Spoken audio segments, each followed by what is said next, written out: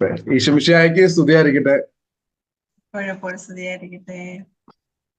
Mini ചേച്ചി, നമ്മള് ഷീച്ചേന്റെ ക്ലാസ്സിലൂടെ കടന്നു പോകുകയായിരുന്നു. പാവാവസ്ഥയെ കുറിച്ച് നമ്മൾ കേട്ടു. എന്താണ് പാവാവസ്ഥ എന്നും എങ്ങനെയാണ് മനുഷ്യവർഗത്തിലേക്ക് ഈ പാവാവസ്ഥ കടന്നു വന്നതെന്നൊക്കെ. എന്നുവെച്ചാൽ ആദ്യം മാതാപിതാക്കൾ പാപം ചെയ്തത് വഴി ആ ദൈവമത്തിന്റെ അല്ലെങ്കിൽ അവരനുസരണക്കേട് കാണിച്ച് അല്ലെങ്കിൽ അവരുടെ അഹങ്കാരം മൂലം അവർ അനുസരണക്കേട് കാണിച്ചു. അതുവഴി അവരുടെ ജീവിതത്തിലേക്ക് ഈ പാപം ചെയ്യാൻ പ്രേരിപ്പിക്കുന്ന ഈ ഘടകം കടന്നു വരികയും പിന്നീട് മനുഷ്യവർഗത്തിലൂടെ കടന്നു വന്നതെന്ന് ഇന്ന് എത്തിയിരിക്കുന്ന നമ്മളിലേക്ക് എത്തുകയും ചെയ്തു എന്ന് ഷീചരൻ പറഞ്ഞു. വചനത്തിന്റെ അടിസ്ഥാനത്തിൽ കൃത്യമായിട്ട് പറയുകയും ചെയ്തു. എല്ലാവരും ദൈവമോഹത്തിന് അനർഹരായി എന്ന് കൃത്യമായിട്ട് പറഞ്ഞു.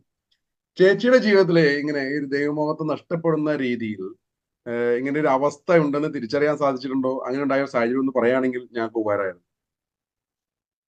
ഓക്കെ ചേട്ടാ, ഷിചേട്ടൻ പറഞ്ഞതുപോലെ പാവത്തിന്റെ അവസ്ഥകളിലൂടെ ഒത്തിരിയേറെ കടന്നു പോയിട്ടുണ്ട്.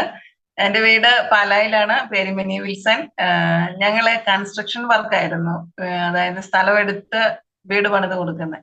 ഇപ്പൊ ഞങ്ങൾ ആദ്യ കാലങ്ങളിൽ കുഴപ്പമില്ലാതെയൊക്കെ ഇങ്ങനെ നല്ല രീതിയിൽ പോയി. പിന്നെ കുറച്ചു കാലം കഴിഞ്ഞപ്പം ബിസിനസ്സിൽ ചെറിയ പരാജയമൊക്കെ വന്നു. ജനിച്ചത് ആ സന്ദർഭങ്ങളിൽ ഞങ്ങള് പതിയെ ഞങ്ങളുടെ പ്രയർ ഗ്രൂപ്പിലോട്ട് കടന്നു ചെല്ലുകയും അവിടെ പ്രാർത്ഥന റിക്വസ്റ്റ് കൊടുക്കുകയും പിന്നീട് പതിയെ പ്രാർത്ഥന ലീഡ് ചെയ്യുന്ന വ്യക്തിയുമായിട്ട് സംസാരിക്കുകയും പുള്ളി പല നിർദ്ദേശങ്ങളും തന്നു. അത് ആദ്യകാലങ്ങളിൽ കുഴപ്പമില്ലാതെ അപ്പം കടന്നുപോയി. പക്ഷെ മുമ്പോട്ട് പോയി കഴിഞ്ഞപ്പം ഞങ്ങളുടെ ശ്രദ്ധ ശരിക്കും ദൈവത്തിൽ നിന്ന് മാറി. ശരിക്കും ദൈവത്തിൽ ആശ്രയിക്കേണ്ടിയിരുന്ന ഞങ്ങള് മനുഷ്യനിൽ ആശ്രയിക്കാൻ തുടങ്ങി. ആ വ്യക്തിയിലേക്ക് തിരിഞ്ഞു. അപ്പോൾ മുതല് ഞങ്ങളുടെ ജീവിതത്തിൽ നിന്ന് ഓരോ കാര്യങ്ങള് പടിപടിയായിട്ട് നഷ്ടപ്പെടാൻ തുടങ്ങി. ഭൗതിക സമ്പത്ത് മുഴുവൻ ഏതാണ്ട് ഒരു 1.5 കോടിയോളം രൂപ കയ്യിൽ നിന്ന് നഷ്ടപ്പെട്ടു. അതിലേറെ ഞങ്ങളുടെ കുഞ്ഞുങ്ങളുടെ സ്വഭാവങ്ങള് അവരെ ഞങ്ങൾക്ക് നിയന്ത്രിക്കാൻ പറ്റാത്ത ഒരവസ്ഥയിലേക്കൊക്കെ കടന്നു പോകേണ്ട അവസ്ഥ വന്നു. ഞങ്ങളും പിന്നെ ദൈവകൽപ്പനകളുടെ ലംഘനങ്ങളിലൂടെയൊക്കെ കടന്നുപോയി. ഒരു ഭയങ്കര ഞങ്ങൾക്ക് ഇന്ന് ചിന്തിക്കാൻ പറ്റിയല്ലാത്ത ഒരു അവസ്ഥയിലൂടെയാണ്. പാപത്തിന്റെ അവസ്ഥ എന്ന് പറഞ്ഞാൽ അത്ര ഭീകരമായ ഒരു അവസ്ഥയിലൂടെയാണ് ഞങ്ങൾ കടന്നുപോയത്. നമുക്ക് ചേച്ചി പങ്കുവയ്ക്കായിരുന്നു. ഒരു നമ്മൾ വചനത്തിൽ കേട്ടായിരുന്നു, സാത്താന്റെ വാക്ക് കേട്ടു ദൈവത്തിന്റെ വാക്ക് കേട്ട് ദൈവത്തോടൊപ്പം ജീവിച്ച മനുഷ്യനായിരുന്നു. എന്നാൽ പിന്നീട് സാത്താന്റെ വാക്ക് കേട്ട് തങ്ങളെ തന്നെ അടിമത്തത്തിലേക്ക് അല്ലെങ്കിൽ അടിമ വെച്ചത് മൂലം അവർ തിന്മയുടെ അടിമത്തത്തിലേക്ക് പോവുകയും മരണം അവരുടെ ജീവിതത്തിലേക്ക് കടന്നു വരികയും ചെയ്തു. മരണം എന്താണെന്ന് നമുക്കറിയാം. ഞാൻ ഒരിക്കൽ ഓർക്കുന്നുണ്ട്, ഞാൻ ഇങ്ങനെ പ്രാർത്ഥിക്കുന്ന സമയത്ത് ആദ്യ കാലഘട്ടത്തിലൊക്കെ ഇങ്ങനെ ദൈവത്തോട് പറയും, ദൈവം മരിച്ചവരെ ഉയർപ്പിക്കാനുള്ള കഴിവോടെ മരിച്ചവരെ ഉയർപ്പിക്കാനുള്ള കഴിവ് അതാട്ടെ എന്ന് ദൈവത്തോട് പറയും. അത് ഞാൻ കുറച്ച് കഴിഞ്ഞപ്പോ ഞാൻ പറഞ്ഞു, ദൈവമൊന്നും തരില്ല എന്ന് പറയുന്ന ഒരു അവസ്ഥയുണ്ടായി. കാരണം ഞാൻ നോക്കിയിട്ട് ഞാൻ ഒരു മരിച്ചു പിടിച്ച് ചെന്നിട്ട് പ്രാർത്ഥിച്ചിട്ട് ഒരാൾ ഉയർക്കണില്ല എന്നുള്ളത്. അപ്പൊ ഞാൻ ദൈവത്തോട് ഇങ്ങനെ വാശിക്ക് പ്രാർത്ഥിക്കാൻ ഇങ്ങനെ തട്ടിക്കയറി ഇങ്ങനെ പറയാൻ തുടങ്ങി. ദൈവം ഇതൊക്കെ പറയാന്നല്ലാണ്ട് ഒന്നും തന്നില്ലോ എന്ന് പറഞ്ഞു.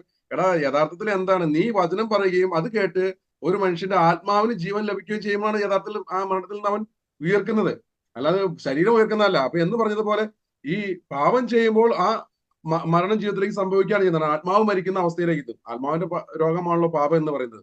അപ്പൊ ചേച്ചി പങ്കുവച്ചപ്പോ ഞങ്ങൾക്ക് കൃത്യമായിട്ട് മനസ്സിലായി.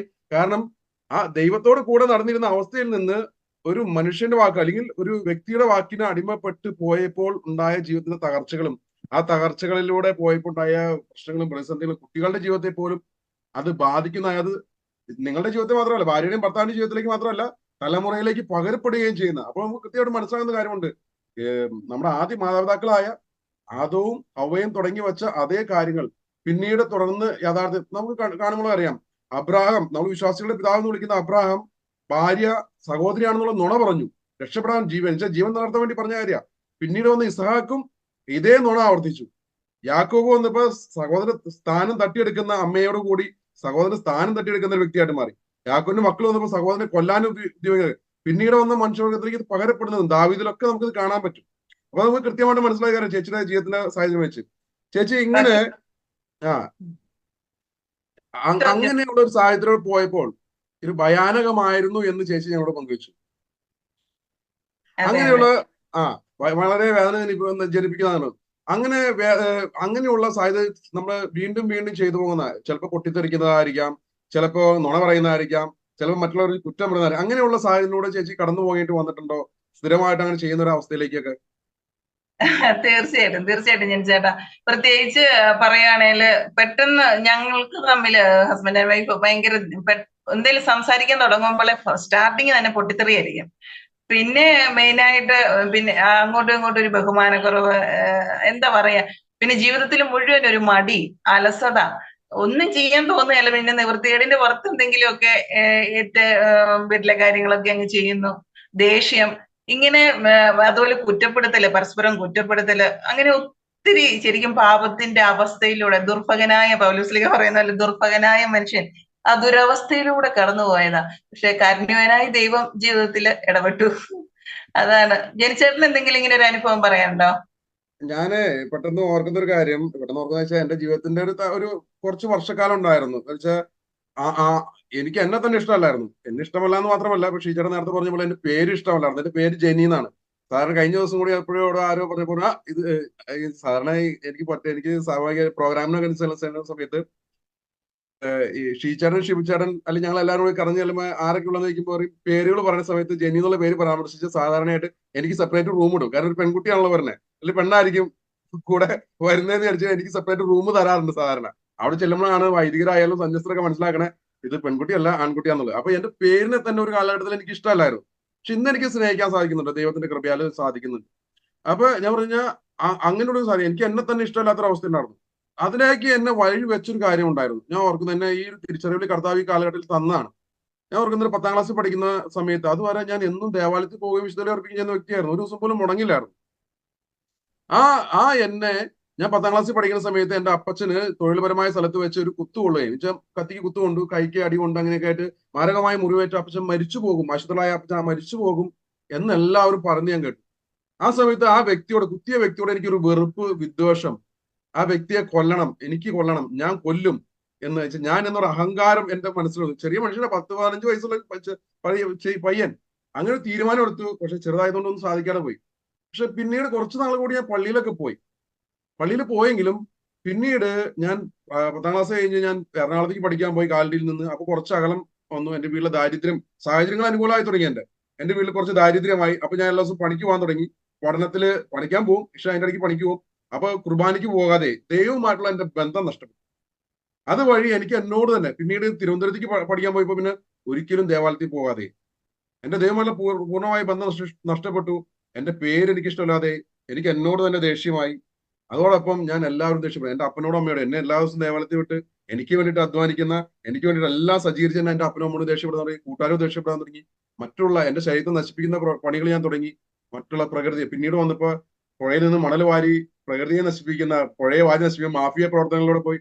ഞാൻ ഇതൊക്കെ ഒരു ഒരു തുടർച്ചയായിട്ട് എന്റെ ജീവിതത്തിലൂടെ തകർച്ചയിലൂടെ പോകുന്നത് എനിക്ക് തിരിച്ചറിയാൻ, ഒന്നിൽ നിന്ന് ഒന്നിലേക്ക്, ഒന്നിൽ നിന്ന് ഒന്നിലേക്ക് ഇങ്ങനെ തകർച്ചയിലൂടെ പോകുന്ന എനിക്ക് തിരിച്ചറിയാൻ സാധിച്ചു.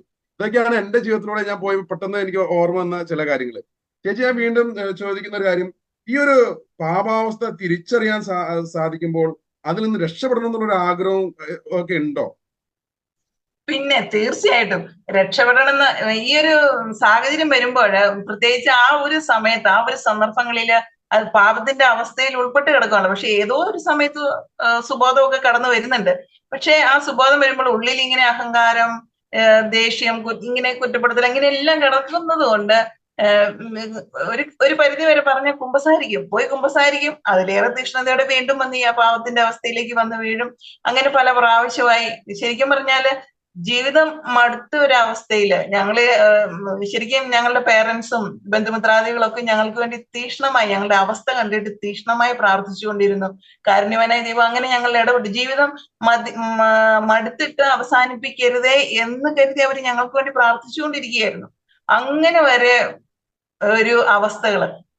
കുമ്പസാരിക്കുന്നുണ്ട് എന്ന് പറഞ്ഞെങ്കിലും അത് എന്തോ അബോധതലത്തിൽ ഇങ്ങനെ നടന്നു പോകുന്നുണ്ട്. പക്ഷെ വീണ്ടും ഇത് തന്നെ അവസ്ഥ. പക്ഷെ കാരുണ്യവാനായ ദൈവം, നമ്മുടെ ദൈവം, കഴിഞ്ഞ ക്ലാസ്സിലൊക്കെ പറയുന്നുണ്ടല്ലോ, ദൈവസ്നേഹത്തിന്റെ ക്ലാസ് വരുമ്പോ എനിക്ക് ഭയങ്കര സന്തോഷമാണ്. കാരണം ആ ദൈവം ഓരോ പുൽക്കൊടിയെയും എത്രയധികം സ്നേഹിക്കുന്നു, ഞങ്ങളെ അതുപോലെ സ്നേഹിക്കുന്നു തിരിച്ചറിവ്. അതാ ചേട്ടാ. സാഹചര്യങ്ങൾ എല്ലാം കഴിഞ്ഞെല്ലാം വേണ്ട എന്ന് വെച്ചാൽ വേണ്ട ചെയ്യേണ്ടെന്ന് വിചാരിച്ചാലും സാഹചര്യങ്ങൾ ഇങ്ങനെ കടന്നു വരുമ്പോൾ ഞാൻ വീണ്ടും വീണ്ടും വീണ ഒരു അവസ്ഥ. ഞാൻ ഇപ്പൊ ഓർക്കുന്ന ഒരു കാര്യം പെട്ടെന്നേ, ഇപ്പൊ ഒരു ഞാൻ ഈ ക്ലാസ്സിൽ കയറാനും തൊട്ട് മുമ്പ് എന്റെ ജീവിതത്തിൽ ഉണ്ടായ ഒരു സംഭവം.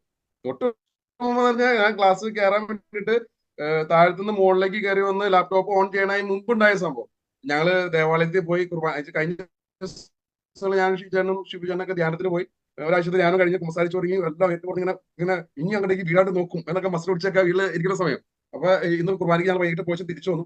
അത് കഴിഞ്ഞ് ഞങ്ങൾ വന്ന് സന്ധ്യാപ്രാർത്ഥന എത്തിച്ചു. സന്ധ്യാപ്രാർത്ഥന കഴിഞ്ഞിട്ട് മുകളിലേക്ക് കയറാൻ നേരത്ത് എന്റെ ഭാര്യ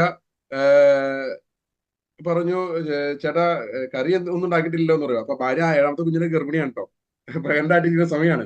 അപ്പൊ കറി ഒന്നും ഉണ്ടാക്കിയിട്ടില്ല പറഞ്ഞു. അത് കഴിഞ്ഞിട്ട് ഞാൻ നോക്കിയപ്പോ അതിലൊരു എലി ഓടി പോണത് ഞാൻ കണ്ടു.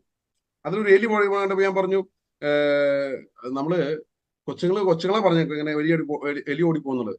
അപ്പൊ ഞാൻ ഭാര്യയോട് പറഞ്ഞു, അത് നമ്മള് ഭക്ഷണ സാധനങ്ങളൊക്കെ നമ്മൾ കൃത്യമായിട്ട് സൂക്ഷിക്കണം, എവിടെയെങ്കിലും ഒന്നും വേസ്റ്റ് ഒന്നും ഇടരുത്. അപ്പൊ അങ്ങനെ ഇട്ട് കഴിഞ്ഞാൽ ആണ് ഇതൊക്കെ തിന്നാനായിരിക്കും ഇതൊക്കെ വരുന്നത് എന്നിങ്ങനെ അങ്ങനെ എന്റെ ഒരു സാധാരണ രീതിയിൽ പറയിച്ച്. അപ്പൊ ഭാര്യ പറഞ്ഞു, ഞാൻ അങ്ങനെ ചെയ്യാറില്ല. ഞാൻ പറഞ്ഞു, നീ അങ്ങനെ ചെയ്യാറുണ്ടാവും, അതുകൊണ്ടായിരിക്കും ഇങ്ങനെ എലി വരാനുള്ള സാഹചര്യം ഉണ്ടായത് എന്ന് പറഞ്ഞു. ഞാൻ എന്റെ ഒരു ദേഷ്യം ഇങ്ങനെ കയറി വരാറുന്നു.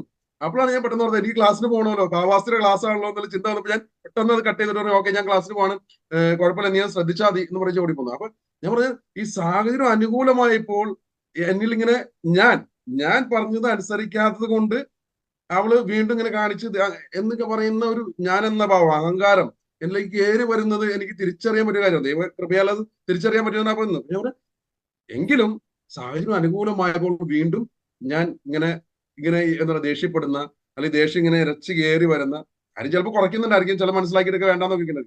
പക്ഷെ നമ്മുടെ ജീവിതത്തിൽ ഇങ്ങനെ അടിമപ്പെടുത്തുന്ന കുറെ കാര്യങ്ങളുണ്ട് എന്നുള്ളതൊരു തിരിച്ചറിവാണ് നമുക്ക് ഇന്ന് ദിവസം ഉണ്ടായത്. നമുക്കപ്പോ ചേച്ചി നമുക്ക് ഒരുമിച്ച് പ്രാർത്ഥിക്കാം അല്ലെ? പ്രാർത്ഥനയോടെ നമുക്ക് ആയിരിക്കാം നമ്മുടെ കൂട്ടത്തില് ഈ പങ്കെടുക്കുന്ന എല്ലാവർക്കും ഈ ഒരു ബോധ്യത്തിലേക്ക് വരാൻ വേണ്ടിയിട്ട്, ആ ഒരു ദൈവകൃപ ലഭിക്കാൻ വേണ്ടി, ഈ പാപാവസ്ഥകളൊക്കെ തിരിച്ചറിഞ്ഞുകൊണ്ട് ജീവിതത്തിൽ രക്ഷപ്പെടാൻ വേണ്ടിയിട്ടുള്ള കാര്യങ്ങൾക്ക് വേണ്ടിയിട്ട് നമുക്ക് എപ്പോഴും ഏറ്റുപറയേണ്ട ഒരു കാര്യമാണല്ലോ. ശ്രീചരൻ അവസാനം പറയും, ദുർഭകനായ മനുഷ്യരാണ് നമ്മളൊക്കെ. എത്രമാത്രം ആഗ്രഹം നമുക്കുള്ളത്.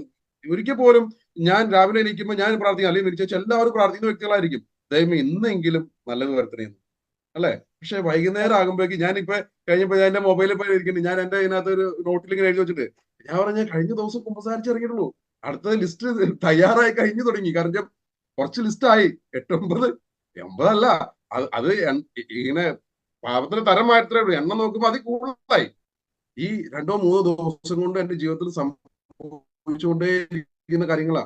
കണ്ടെത്താൻ നിന്നാ ഇനി ഇതിൽ കൂടുതൽ കണ്ടെത്താനുണ്ട്, ഇരുന്ന് കണ്ടെത്താൻ പറ്റാത്തതാണ്. പെട്ടെന്ന് ഓർമ്മകളൊക്കെ വൈകുന്നേരങ്ങൾ എഴുതി വെക്കുന്നതുകൊണ്ടാണ് ഇത്രയെങ്കിലും ആയത്. അപ്പോൾ നമ്മൾ ഓരോ ദിവസവും നമ്മൾ കണ്ടെത്തുമ്പോൾ നമുക്ക് മനസ്സിലാവും ഇങ്ങനെ ദുർഭകരായ മനുഷ്യരാണ്, ഇങ്ങനെ ഗുണമാണ് മനുഷ്യരാണ്. അപ്പൊ നമുക്ക് ദൈവത്തിന് നന്ദി പറഞ്ഞുകൊണ്ട് നമ്മുടെ ഈ ചർച്ച നമുക്ക് അവസാനിപ്പിച്ചാലോ ചേച്ചി? ഓക്കെ ജിൻസേട്ടാ, ദൈവത്തിന് നന്ദി പറയാം. ഓക്കെ, അപ്പൊ അടുത്ത പ്രോഗ്രാമിലേക്ക് കിടന്നാം. ഓക്കെ, അപ്പൊ താങ്ക് യു എല്ലാവർക്കും നന്ദി. ഞങ്ങളുടെ ഈ ഒരു ചിന്തകളും ഞങ്ങളുടെ ജീവിതത്തിൽ ഉണ്ടായ കാര്യങ്ങളെ കുറിച്ചൊക്കെ ഞങ്ങൾ പങ്കുവച്ചപ്പോൾ കേട്ടിരുന്ന എല്ലാവർക്കും പ്രത്യേകിച്ച് നന്ദി. ജസ്ലി, താങ്ക് യു കേട്ടോ. താങ്ക് യു ചേച്ചി. Thank you.